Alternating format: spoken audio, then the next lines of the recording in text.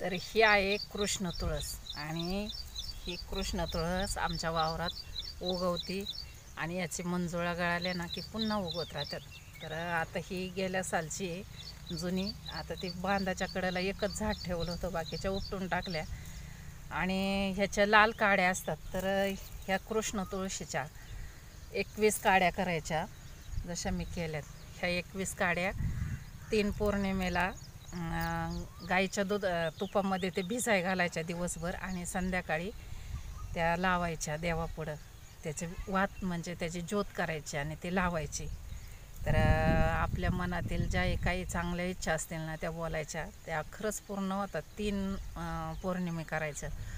पण निगेटिव्ह काही घरात बोलायचं नाही. कधी पण बोलताना घरात असं पॉझिटिव्हच बोलत राहायचं, कधीही निगेटिव्ह विचार करायचं नाही. आणि ह्या तुळशीचा एवढा फायदा आहे ना, तर आता ह्या काड्या जरी पुढचं मी मोडून ठेवलं हे शेंड, तर हे भिजाई जर पाण्यात घातलं ना तर त्याचं असं एवढं लाल लाल पाणी निघतं ना असं, आणि ते प्यायला पण इतकं छान लागतं.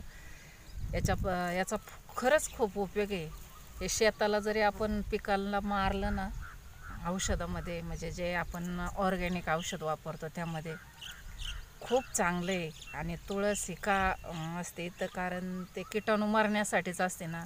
एखाद्या समजा मेलेल्या माणसाच्या तोंडात तुळस घालतात, तर ती का घालतात? त्याच्या शरीरातून जंतू बाहेर येऊ नयेत, आणि आले तरी त्या तुळशीने ते मरतात त्याच्या वासाने, म्हणून त्याच्या तोंडात तुळस घातली जाते.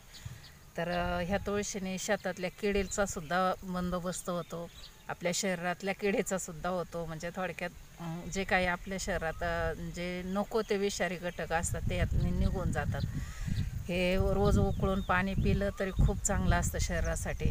यानं सर्दी राहत नाही, खोकला राहत नाही. आणि हे कमीत कमी कुठल्याही औषधाला जरी डॉक्टरचे जरी तुम्ही औषधं घेतले तरी त्याला 3 दिवस लागतात. डॉक्टर हे 3 दिवसाचा डोस देतच असतो. साधी सर्दी झाली तरी 3 दिवसाच्या गोळ्या असतात.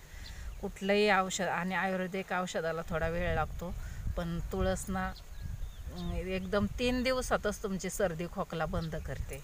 तुळस ही खूप चांगली, आणि त्यातून पण ही कृष्ण तुळस तर अजूनही चांगली. मी आता ह्या 21 काड्यांच्या 3 गड्ड्या करणार, म्हणजे पेंड्या करणार, आणि तोपर्यंत त्या वाळतील चांगल्या. आता पौर्णिमा जवळ आली आणि ह्याच्या राहिलेल्या करणार, आणि हे शेंडे भिजायला घालणार. घरात समजा लागलं सर्दी खोकला, आता एक तर पावसाचे दिवस आहेत वादळी, तर ते उपयोगी येईल. नाही तर आता आपल्या शेतात तर माल हायच आहे, मग आता त्याच्यावरती औषधाबरोबर फवारायला खूप चांगलं आहे. तर हे पाहे तुळस, कृष्ण तुळस चांगल्या हेतूने बोललेली इच्छा मनातली कधी पण पूर्ण होती. तर त्यासाठी बघा मी हे 3 बंडल करून ठेवलेत.